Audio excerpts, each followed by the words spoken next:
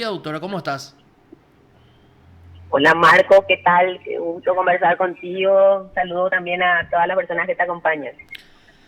Gracias por atendernos. Habíamos titulado el sábado pasado Cámara revoca fallo y Emanuel, por ahora, no podrá llamarse Mariana. Así fue, doctora. ¿Qué sabes de este tema de Mariana Sepúlveda? Bueno, vamos a hacer un poquitito de historia para que la gente recuerde también cómo transcurrió todo el proceso del cambio de nombre de Mariana. Ujú. En un principio la jueza que atendió primero, donde ella hizo el pedido, ¿verdad? La jueza de primera instancia hizo lugar justamente al pedido de cambio de nombre y ordenó que se le inscriba como Mariana Sepúlveda. Pero la fiscalía apela, Hola, hola, sí, hola, la la fiscalía fiscalía apeló apela. eso, ¿verdad? Ujú, Porque sí. sí, diciendo que no estaba de acuerdo. Entonces, eso pasa al Tribunal de Apelaciones y el Tribunal de Apelaciones en aquel momento envió a consulta a la Corte Suprema de Justicia. Y después de mucho tiempo la Corte Suprema se expidió y ahí resolvió esta consulta, pero teniéndola por no evacuada por cuestiones procesales cuando eso y le devolvió al Tribunal de Apelaciones. Baja nuevamente. Pero sin embargo, hacen un análisis, aprovechan la ocasión para hacer un análisis, si bien tienen por no contestar, por no evacuar, por cuestiones procesales, pero hacen un control de convencionalidad aquí los ministros de la Corte, que es muy interesante, ¿verdad? Porque aplican, digamos, los estándares de protección en materia de derechos humanos ya trazados por la Corte Interamericana, haciendo control de convencionalidad. Pasa de nuevo al tribunal y ahí el tribunal, bueno, nos da la sorpresa de rechazar esto, ¿verdad? Es decir, revocar el fallo ese de primera instancia por el cual la jueza en su momento había ordenado el cambio de nombre. Como Ujú. vos bien dijiste, ¿verdad? Hasta ahora, porque evidentemente ahora sí tienen la instancia de recurrir por inconstitucionalidad a la Corte Suprema de Justicia, que supongo que es lo que van a hacer. Bueno, y ojalá que realmente la opinión consultiva 24, que es una opinión consultiva de la Corte Interamericana, que ya en su momento había hablado con un caso muy similar que le había planteado Costa Rica a la Corte Interamericana, y en el 2017 la Corte ya emitió esta opinión consultiva 24, donde justamente hace referencia al derecho a la igualdad y no discriminación, ¿verdad? Por cuestiones de orientación sexual, y introduce todos estos temas, el tema también del matrimonio, el tema de el cambio de nombre, el derecho a la identidad, ¿verdad? Reafirmando ese derecho a la identidad, que es un derecho humano.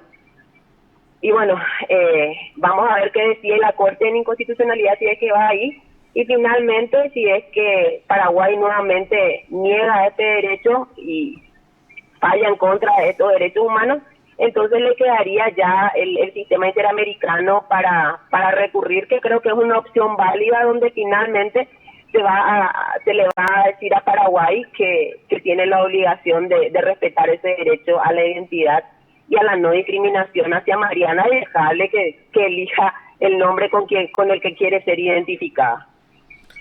Desde tu posición y desde tu postura, ¿es un derecho de Mariana llamarse Mariana y no Emanuel, doctora? Sí, por supuesto. Esto no va a generar ninguna confusión como es, digamos, el pretexto que utilizan para negar este derecho, porque, digamos, en el marco del proceso registral ante el registro civil quedaría una anotación marginal, que es lo que se hace de repente cuando, vamos a suponer, le nace una criatura, el papá no le reconoce, la mamá le reconoce solo con su apellido, Ujú. después viene el papá y le reconoce a la criatura, entonces se hace una anotación marginal diciendo que fue reconocido, y el hijo tiene la opción de invertir el orden de los apellidos si es que lo desea. ¿verdad? También hay casos en los que una persona está inscrita con el apellido de su papá y de su mamá, pero finalmente por cuestiones de la vida, que nunca le conoció al papá, que nunca tuvo contacto con él, prefiere tener el apellido de la mamá adelante o ser reconocido con ese apellido solamente. Entonces tiene la opción de modificar eso y crear una anotación marginal, ¿verdad? También cuando una mujer está casada y el apellido del marido, para todo eso existe, ¿verdad? Y no existe una confusión de identidad, ¿verdad? Porque se sigue conservando el mismo número de cédula. Creo que es muy importante lo que está diciendo, doctora. ¿Por qué? Porque, ¿y qué va a pasar el día de mañana si, no sé, viene Jorge González y contrae matrimonio con Mariana Sepúlveda? En el caso en el que Paraguay decida tomar el matrimonio, el matrimonio homosexual, ¿verdad? No, claro, porque para el registro civil pues va a ser Mariana Sepúlveda, ¿verdad? Claro. Entonces, no se deja ninguna nota marginal. Vamos a suponer, no se deja ninguna nota marginal y digamos que Mariana Sepúlveda vestida de mujer es demasiado, o sea, es una mujer, no hay ninguna duda que sea mujer, sí. Y el oficial de registro se va y los casa. No, para eso tiene que existir evidentemente una anotación, tiene que existir una anotación marginal de todos los procesos que se hacen ante el registro civil, porque justamente no se va a cambiar el número de cédula tampoco. O sea, la persona con número de cédula 1.405.580, que fue reconocida como Emanuel Sepúlveda, pasa a llamarse Mariana Sepúlveda, pero continúa con el número de cédula 1.000.000, etcétera, ¿verdad? Claro, es decir, y en los derechos sucesorios lo mismo, me imagino, ¿verdad? Va a continuar. Y para los derechos sucesorios lo mismo.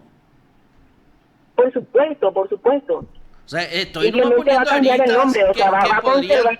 Porque en serio, si no le dejas esa nota marginal, ¿por qué no te casaría? O sea, ¿por qué no llevaría adelante el casamiento civil un oficial de registro? Pues está Mariana. Bueno, de hecho, Marcos, la opinión consultiva 24 de la Corte Interamericana dice que no es necesario crear un instituto diferente para el matrimonio, para consagrar el matrimonio entre personas del mismo sexo, ¿verdad? Tenemos que recordar que Paraguay es uno de los únicos países que todavía sigue imposibilitando esa opción, pero existen parejas homosexuales que desean casarse, ¿verdad? Y que desean también que les sean reconocidos esos derechos civiles que les son negados y que les son reconocidos al resto de la población.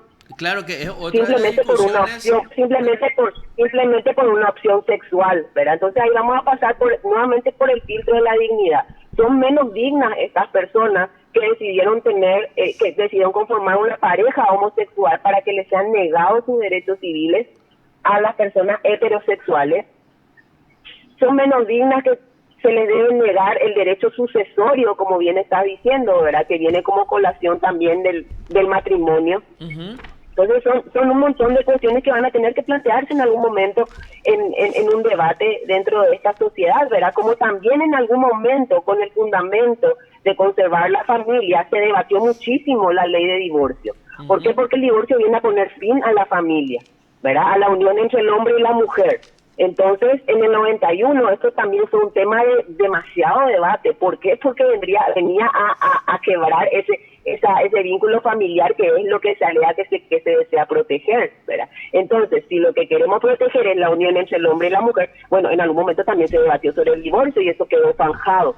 De hecho, hoy está en discusión. Si hablas de dignidad, yo te pelo el preámbulo de la Constitución y ahí no dice hombres, mujeres, trans, travestis, y disculpen si digo algo malo, dicen todos los seres humanos son iguales en dignidad. Así mismo, o sea, así mismo. Vamos a hablar al preámbulo de nuestra Carta Magna, ¿verdad?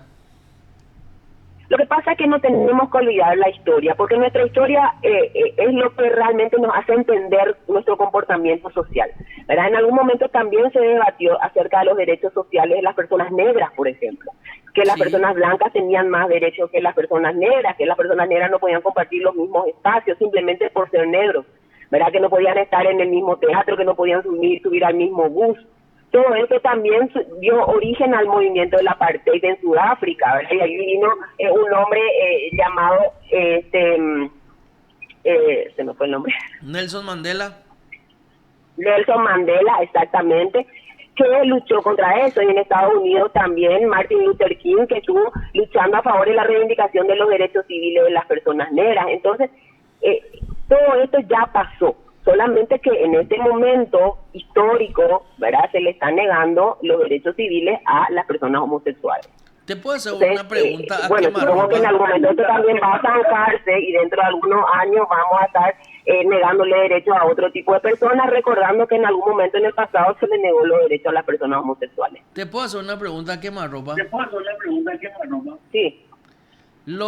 ¿Cómo se dice, Anabel, o me van a corregir? Trans, travesti, ¿cómo se dice? Y depende a lo que te quieras referir, trans. Me imagino las personas transexuales. Las personas trans o los travestis pueden ser magistrados en la República del Paraguay. Bueno, tenemos el caso de un juez mexicano, justamente el primer juez mexicano transexual, ¿verdad? Ya se dio ya en el continente, ¿verdad? Y fue también siempre fue un tema de mucho debate, y fue un tema de debate 15 o 20 años atrás cuando se estaba elaborando el Código de Ética Judicial, ¿verdad? Entonces, incluso si una persona no vidente puede ser juez o jueza, ¿verdad? También hasta eso se debatía. ¿Por qué? Porque no va a poder verle de repente a los testigos, ¿verdad? Entonces, era un poco limitar también los derechos de las personas con discapacidad, negar ese derecho a acceso igualitario que tenemos que tener todos. Entonces, todo eso también se debatió con respecto a las personas con discapacidad y también a las personas por su orientación sexual, respecto de eso, ¿verdad? Pero como vos dijiste, Marcos, el faro que tiene que seguir